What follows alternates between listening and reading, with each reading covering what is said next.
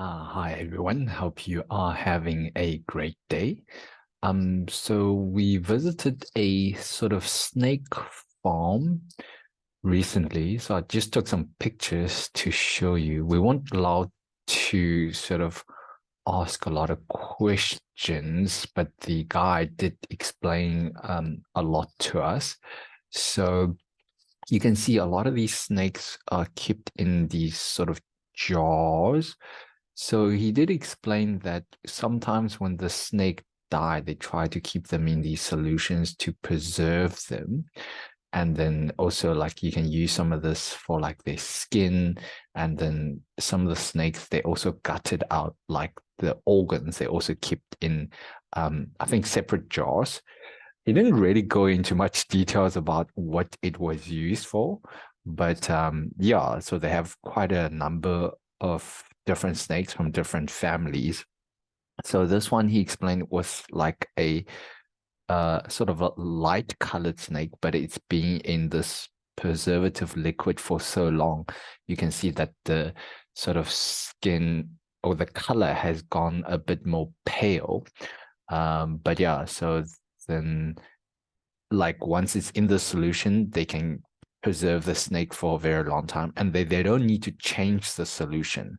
So that was quite interesting. I thought they had to sort of change the liquid every now and then to make sure that the snake doesn't rot or disintegrate. But he says once the snake is in the jar, they pour in the solution and then they seal the top so you can see it's glass. So the solution obviously doesn't absorb the glass and it's kept in this airtight jar so that it doesn't get exposed to the air. So that was quite interesting. I didn't know that. And then you can see this is like a different breed of snake. And then it's also kept in a tight jar. He did explain that some of these snakes actually are not sort of deadly. So they're not poison. So even if they bite you, it's essentially just a bite mark. And a lot of them are actually afraid of humans. So they don't, you know, essentially go close to you, or if because the village is quite sort of urban and in deserted area, there isn't much traffic. Like there's no cars and motorbikes, so people sort of walk around the big field. So if they see a snake, the snake usually just runs away. And obviously, the snakes are not active during the day; they're mostly active in the night. But yeah, this was really cool. Very interesting. He did tell me the name, but I don't recall any of them. Apologies for that. Then yeah, so this was where they're drying out some of the other things. So you can see this one big snake. Then there are these massive scorpions. So these are very common there. So like they hide behind rocks, like in sort of very deserted corners between stones, and they're massive. Um, like if I put my hand out, that scorpion would be bigger than the length of my hand. And then the tail of the scorpion is very poisonous. So if that hits you, yeah, it's pretty it's pretty fatal. And yeah, so there were quite different kinds of scorpions in addition to the snakes. And here's just a photo from a different angle. So you can see how big the claws are. So these are all dead as well. They're obviously just drying them out. And then this is also a dried snake. This is actually quite big. He explained that although this is a python, it's not fully grown yet. So it can swallow like a whole uh, pig or dog. But once it gets even bigger, it can even swallow like a whole sheep, which was pretty scary. Yeah, so they actually the python.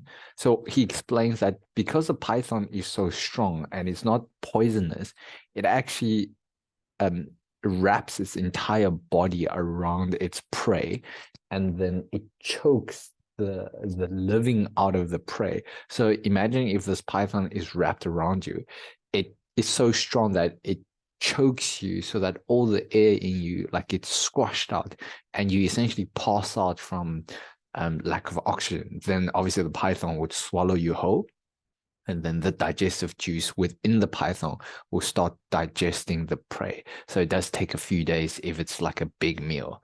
But the way he explained it was pretty scary, like how strong this thing is. It's not fast, but once it's wrapped around you, it will just squeeze the living air out of you so that you can't really move. So these are some of the live snake. Apologies, the camera is not very well. So this is literally a cobra in a cage, and then it hisses. So you can see that it's not locked or anything. So you can essentially just open this, but none of us had the courage to do that. But essentially, it's a massive cobra in there, and then they sort of just keep it in the cage.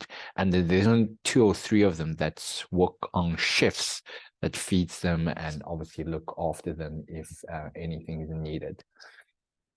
So this is basically what the snakes eat.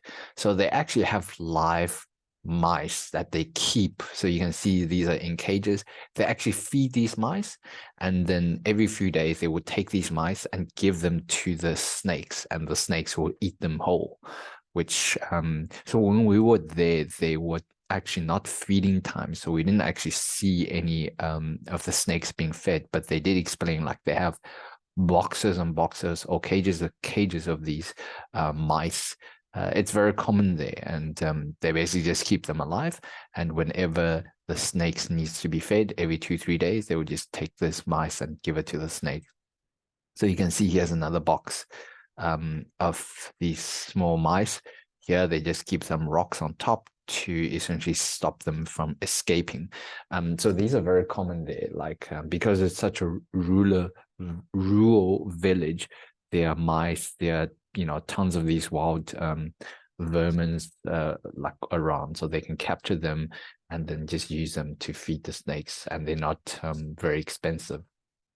But yeah, there were so many of this. I was actually really, really impressed. This is just another type of snake. Yeah, I don't recall any of the names, but this it was like a long-ish snake.